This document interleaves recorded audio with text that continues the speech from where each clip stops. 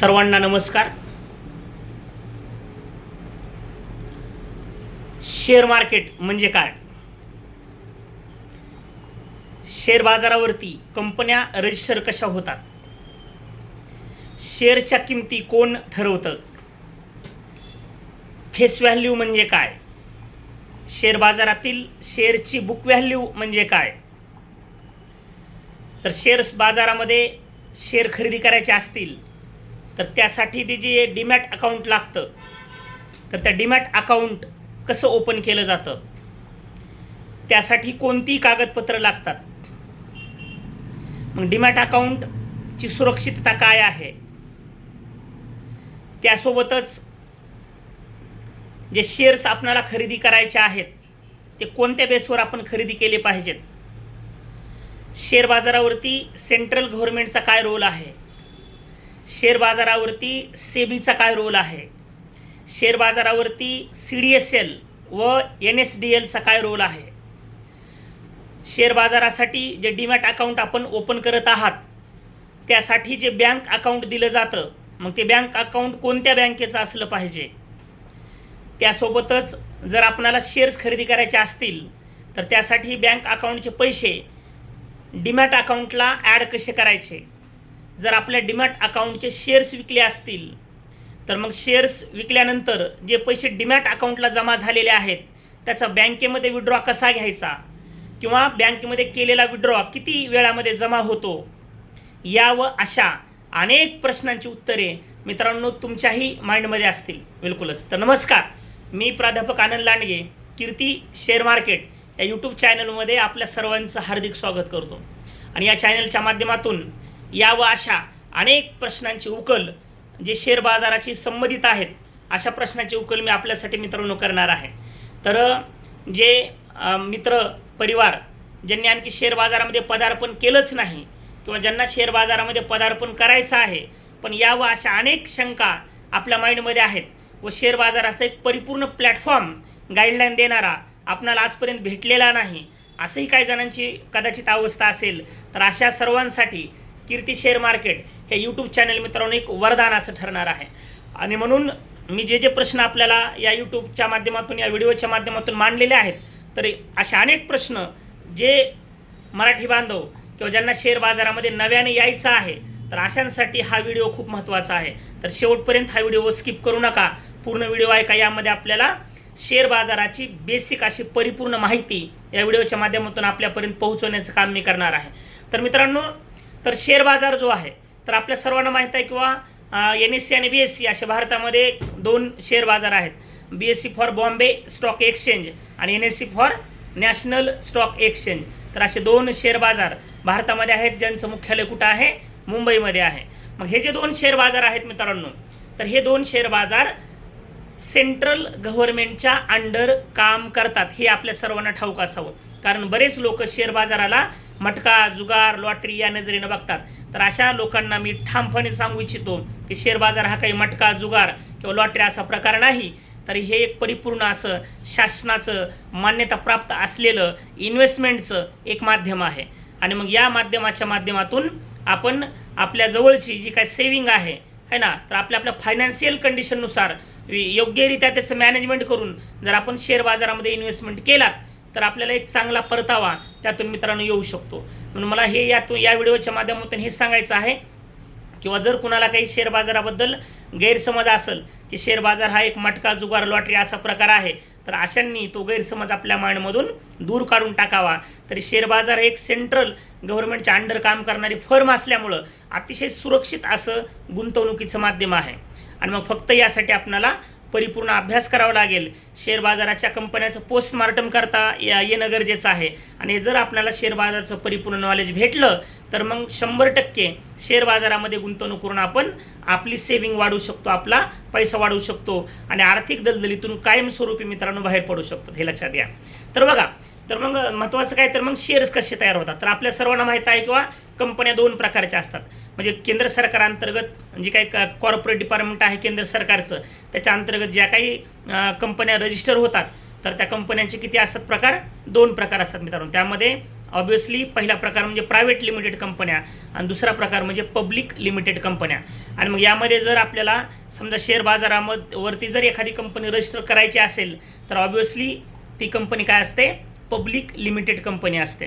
म्हणजे याचा अर्थ काय, किंवा मालक तर कंपनीचा मालक तर ज्यानं कोणी कंपनी फाउंड केलेली आहे तर तो कंपनीचा मालक राहतो, पण त्याचे भागीदार म्हणून जे लोक त्या कंपनीचे शेअर्स खरेदी करतील तर असे प्रत्येक लोक त्या कंपनीचे भागीदार म्हणून, एक गुंतवणूकदार म्हणून त्या कंपनीचे पार्टनर बनतात. हे लक्षात असू द्या. म्हणजे मला या ठिकाणी असं म्हणायचं आहे किंवा एखाद्या कंपनीचा शेअर्स खरेदी करणं म्हणजे नेमकं काय, बरोबर. एखाद्या कंपनीचा शेअर्स खरेदी करणं म्हणजे नेमकं काय. तर मित्रांनो ऐका, तर एखाद्या कंपनीचा जर आपण शेअर्स खरेदी केला तर याचा दुसरा अर्थ असा होतो की आपण त्या कंपनीमध्ये आपण बिझनेस पार्टनर झालेलो आहोत. म्हणजे याचा दुसरा अर्थ काय, की सपोज माझ्याकडे टाटा मोटर्स कंपनीचा शेअर्स आहे जो समजा 1000 रुपयाच्या रेंजमध्ये आहे असं गृहीत धरा. ओके, म्हणजे मी जर टाटा मोटर कंपनीचे 10 शेअर्स खरेदी केले तर याचा दुसरा अर्थ असा होतो की मी 10,000 रुपये टाटा मोटर्स कंपनीमध्ये इन्व्हेस्ट केले आणि त्याच्या बदल्यामध्ये टाटा मोटरचे 10 शेअर्स मी माझ्या नावे केले. आणि मग हे शेअर्स आपल्याकडे स्वतःकडे घेतल्याच्या नंतर लक्षात घ्या, आपण त्या शेअरचे कायमस्वरूपी मालक असतो. आणि मग घेतलेला शेअर्स विकावा कधी याचं बंधन नसतं. घेतलेला शेअर्स किती दिवस आपल्या डीमॅट अकाउंटला होल्डवरती ठेवावा याचं बंधन नसतं, कारण त्या शेअरचे मालक तुम्ही आहात मित्रांनो. हे लक्षात घ्या. म्हणजे एखाद्या कंपनीत शेअर्स खरेदी केल्याचा दुसरा अर्थ काय, की तुम्ही त्या कंपनीमध्ये पैसे इन्व्हेस्ट केले आणि त्याच्या बदल्यात कंपनीनं तुम्हाला त्यांच्या बिझनेसमध्ये भागीदारी दिली. हा शेअर बाजारातील गुंतवणुकीचा एक सहज आणि सोपा अर्थ आहे मित्रांनो, लक्षात घ्या. आणि मग याला विकण्याचं कुठलंही बंधन नाही. मग आता शेअर बाजार काम कसा करतो लक्षात घ्या. तर आता जे पैसे आपण एखाद्या कंपनीमध्ये इन्व्हेस्ट केलेले आहेत, मग ती कंपनी काय करते, तिच्याकडच्या पैशानं तिचा बिझनेस वाढवते. लक्षात घ्या, बिझनेस वाढवते. मग जसं जसं शेअर बाजारामध्ये म्हणजे कंपनीचा जसं जसा बिझनेस वाढेल तसं शेअरची प्राईस वाढत जाते. आणि जर बिझनेस घसरला तर शेअरची प्राईस घसरते. म्हणजे ते एक सिंपल फंड आहे की मग इथं आपल्याला कंपन्यांचं फंडामेंटल, फायनान्शियल आणि टेक्निकल अनालिसिस करता येणं गरजेचं आहे. हे लक्षात असू द्या. म्हणजे थोडक्यात काय, किंवा हे एक थोडक्यात लग्न जमवण्यासारखं काम आहे. म्हणजे लग्न जमवताना जसं आपण लाईफ पार्टनर निवडताना जसं सगळ्या गोष्टींचा विचार केल्यानंतरच लाईफ पार्टनरचं सिलेक्शन करतो, अगदी शेअर्स खरेदी करणं पण तसंच आहे. म्हणजे ज्यावेळी आपल्याला एखाद्या कंपनीचे शेअर्स खरेदी करायचे असतील तर त्यावेळेस आपल्याला काय करावं लागेल, त्या कंपनीचं सगळं पोस्टमार्टम करावं लागेल, जे आपण पुढील व्हिडिओमध्ये बघणार आहोतच, की कंपन्याचं फंडामेंटल, फायनान्शियल आणि टेक्निकल अनालाइज कसं करायचं, बरोबर. आता मित्रांनो, यापेक्षा आता दुसरं महत्त्वाची गोष्ट म्हणजे काय, का तुम्ही शेअर्स खरेदी केला, तुमचे पैसे कंपनीमध्ये इन्व्हेस्ट केले, तुमच्या डीमॅट अकाउंटला शेअर जमा झाले. मग आता ही जी जमा करण्याची आणि समजा विकण्याची जी काय प्रक्रिया आहे तर त्याबद्दल आपण थोडंसं बोलूया.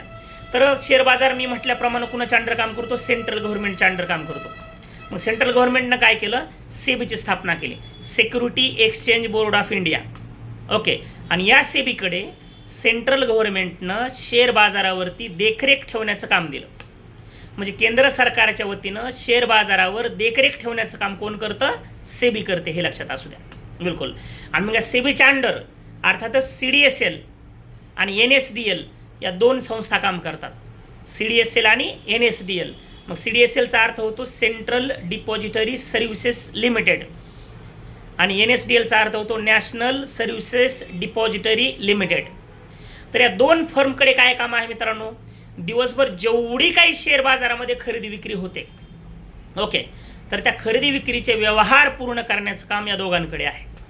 म्हणजे आपण जेवढे डीमॅटला शेअर्स खरेदी केलेले आहेत हे सर्व शेअर्स यांच्याकडे जमा असतात.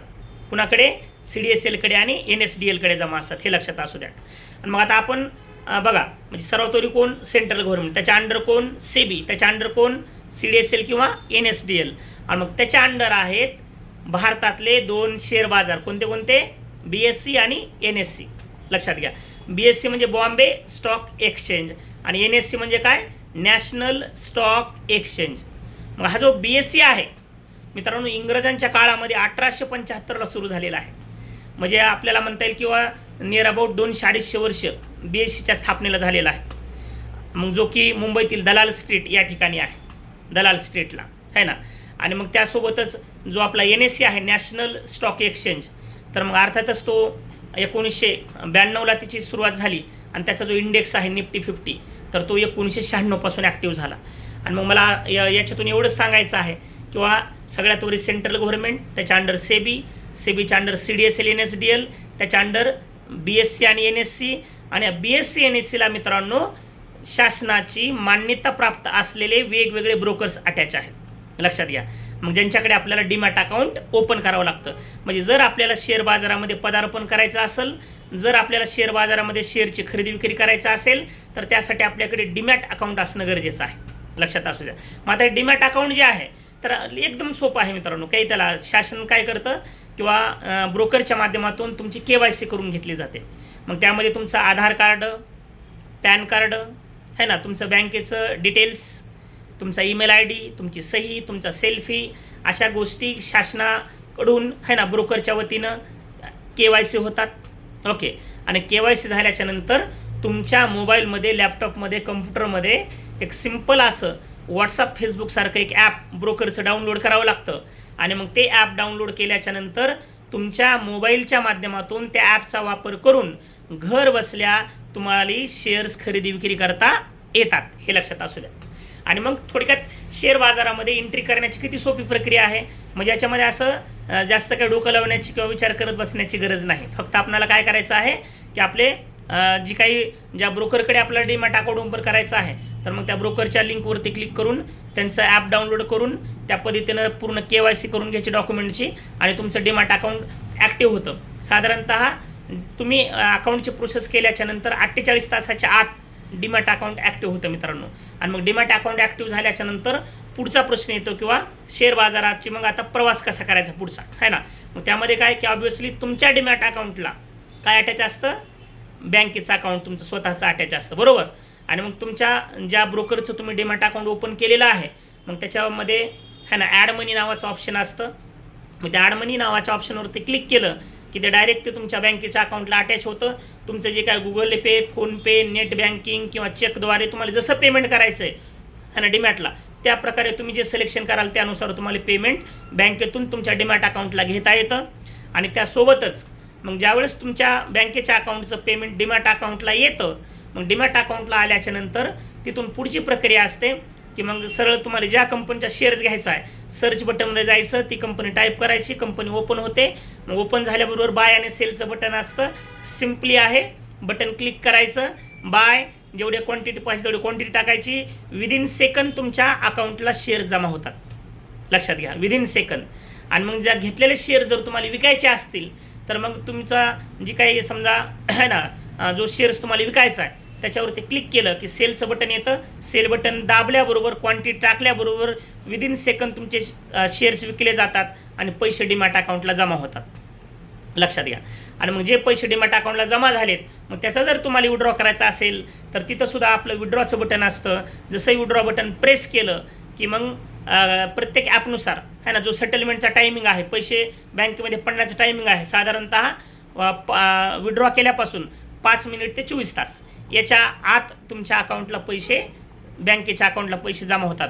तर एवढी सिंपल अशी प्रक्रिया आहे. आणि ते एक मी महत्त्वाची गोष्ट सांगू इच्छितो की डीमॅट अकाउंट तुमचं आधार कार्ड, पॅन कार्ड आणि बँक अकाउंट व्हेरीफाय झाल्याशिवाय परिपूर्ण होत नाही. म्हणजे याचा दुसरा अर्थ असा आहे की सिक्युरिटी खूप छान आहे, कसलीही घाबरण्याची गरज नाही. कारण ज्यावेळेस आपण जर समजा इव्हन तुमच्या जर तुम्ही स्वतः असाल, तुमचं लग्न झालेलं असेल, तर इव्हन तुमच्या हजबंडचं किंवा वाईफला हजबंडचं किंवा हजबंडला वाईफचं अकाउंटसुद्धा बँकेचं डीमॅट अकाउंटला अटॅच करता येत नाही.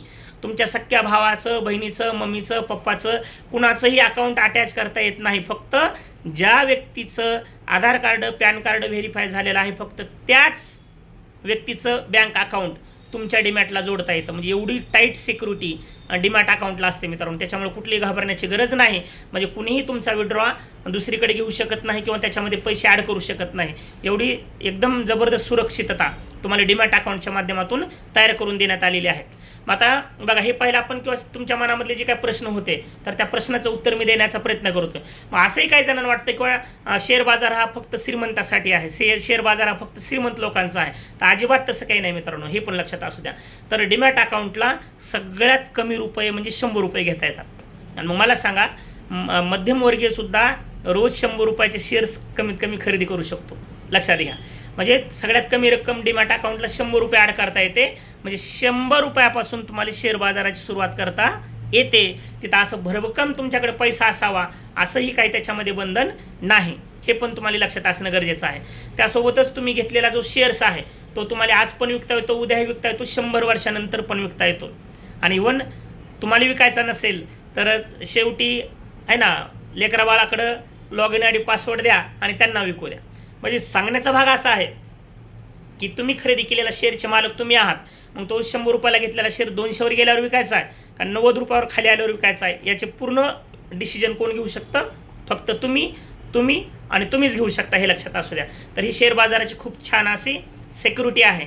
आणि त्याच्यासोबतच मग शेअर बाजार हा सेंट्रल गव्हर्नमेंटच्या अंडर असल्यामुळं आपण घेतलेले शेअर्स हे पूर्णतः CDSL आणि NSDL कडे जमा असल्यामुळं आपणाला कुठंही कसल्याही प्रकारची भीती मनामध्ये ठेवण्याची गरज नाही. जर समजा एखाद्या ब्रोकरकडे तुमचा अकाउंट आहे आणि समजा तो ब्रोकरची कंपनीच बंद पडली थोडक्यात, तर अशा केसमध्ये सुद्धा आपल्याला 1% सुद्धा घाबरण्याची गरज नाही मित्रांनो. कारण लक्षात घ्या, कारण तुमचे जे शेअर्स आहेत ते CDSL आणि NSDL कडे जमा असतात. फक्त ब्रोकरकडे डीमॅट अकाउंटमध्ये दिसतात, पण ॲक्च्युअल शेअर्स कुठं जमा असतात? CDSL आणि NSDL कडे जमा असतात. आणि मग अर्थातच CDSL NSDL कुणाच्या अंडर काम करतं? सेबीच्या अंडर. आणि सेबीच्या अंडर पुन्हा सेबी कुणाच्या अंडर आहे? तर सेंट्रल गव्हर्नमेंटच्या अंडर आहे. म्हणजे ऑब्व्हियसली आपले शेअर्स हे केंद्र सरकारकडे जमा असतात असं म्हणायला काय आपल्याला अडचण नाही. आणि म्हणून शेअर बाजार हा खूप सुखकर असा प्रवास आपला इथून पुढे होणार आहे. कारण शेअर बाजाराच्या माध्यमातून जे काही आपले श्रीमंत होण्याचे स्वप्न आहेत, मोठं बनण्याचे स्वप्न आहेत, पैसे कमवण्याचे स्वप्न आहेत, तर हे सगळी स्वप्न आपले या माध्यमातून साकार होणार आहेत. तर त्यासाठी जर या व्हिडिओतली माहिती आपणा सर्वांना नक्की आवडली असेल तर आपण हा व्हिडिओ जास्तीत जास्त मित्रपरिवारांना शेअर करावा. व ज्यांच्या मनामध्ये शेअर बाजाराबद्दल जे काही वेगवेगळे डाऊट असतील है ना, तर मग ते डाऊट आपण या व्हिडिओच्या माध्यमातून क्लिअर करण्याचं काम केलेलं आहे. परत आपण पुढच्या व्हिडिओमध्ये भेटणार आहेत. तर अर्थातच कीर्ती शेअर मार्केट या यूट्यूब चॅनलला सबस्क्राईब करायला विसरू नका आणि त्यासोबतच बेल आयकॉन प्रेस करा, म्हणजे जेणेकरून पूर्ण नवीन व्हिडिओचे जे नोटिफिकेशन्स आहेत ते मित्रांनो तुमच्यापर्यंत पोहोचत राहतील. तर तुम्हाला शेअर बाजार संदर्भात कुठलाही प्रश्न असेल तर आपण कीर्ती शेअर मार्केट या यूट्यूब चॅनलसोबत जॉईन व्हावं आणि तुमचा प्रश्न कमेंट सेशनमध्ये मला करा, त्याचं उत्तर आपल्याला दिलं जाईल बिलकुलच. तर धन्यवाद सर्वांचा.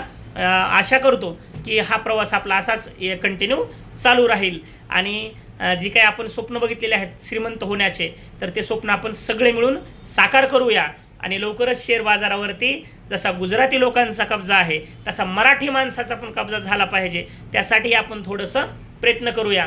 आणि मग मला सांगताना असा आनंद होतो की महाराष्ट्र सध्या डीमॅट अकाउंट ओपनिंगमध्ये सर्वात नंबर 1चं राज्य आहे. लक्षात घ्या, सर्वात नंबर 1चं राज्य आहे. तर आफ्टर लॉकडाऊन अनेक तरुणी महाराष्ट्रातले शेअर बाजारामध्ये आलेले आहेत. पण अशांना माझं एकच म्हणणं आहे की मित्रांनो, पैसा कमवायला खूप त्रास होतो पण गमवायला काही वेळ लागत नाही. आणि त्यासाठी विदाऊट नॉलेजचा ट्रेडिंग करणं, इंट्राडे ऑप्शन करणं टाळा. परिपूर्ण नॉलेज घ्या, परिपूर्ण व्यक्तीच्या कॉन्टॅक्टमध्ये जा, मार्गदर्शन घ्या आणि परिपूर्ण नॉलेज झाल्याच्या नंतरच तुमची ट्रेडिंग असेल, इंट्राडे असेल, ऑप्शन असेल त्या फंद्यामध्ये पडा. जोपर्यंत परिपूर्ण नॉलेज येत नाही तोपर्यंत त्या गोष्टीपासून थोडंसं लांब राहा. कारण शेअर बाजार जेवढा देतो तेवढाच नॉलेज नसल्यावर घेतो सुद्धा, हे लक्षात असू द्या. आणि म्हणून आपल्याला शेअर बाजारातून कमवायचं आहे, गमवायचं नाही. आणि मग जर जो कमवणारा माणूस आहे शेअर बाजारामध्ये आणि जो गमवणारा माणूस आहे तर त्या दोघांमध्ये एवढाच फरक आहे की जो माणूस शेअर बाजारातून पैसे कमवतो त्याच्याकडे शेअर बाजाराचं नॉलेज आहे आणि जो माणूस शेअर बाजारामध्ये पैसे गमवतो त्याच्याकडे शेअर बाजाराचं नॉलेज नाही. मग आपल्याला एकच करायचं आहे, काय करायचं आहे? शेअर बाजाराचं नॉलेज घ्यायचं आहे आणि पैसे कमवायचे आहेत. आणि मग निश्चितपणे आपण हा व्हिडिओ सिरियसली घेऊन एक परिपूर्ण नॉलेज घेतल्याशिवाय है ना शेअर बाजारामध्ये ट्रेडिंगच्या फंद्यामध्ये पडणार नाहीत अशा अपेक्षा व्यक्त करतो. आणखी कुणाला काही प्रश्न असेल तर कमेंट बॉक्समध्ये मला प्रश्न करा, त्याचं उत्तर आपल्याला दिलं जाईल. Thank you to all. छान वाटलं आपल्याशी बोलून. हा व्हिडिओ जास्तीत जास्त लोकांना शेअर करा व कीर्ती शेअर मार्केट यूट्यूब चॅनल खूप लोकांना सबस्क्राईब करायला. Thank you guys, thank you so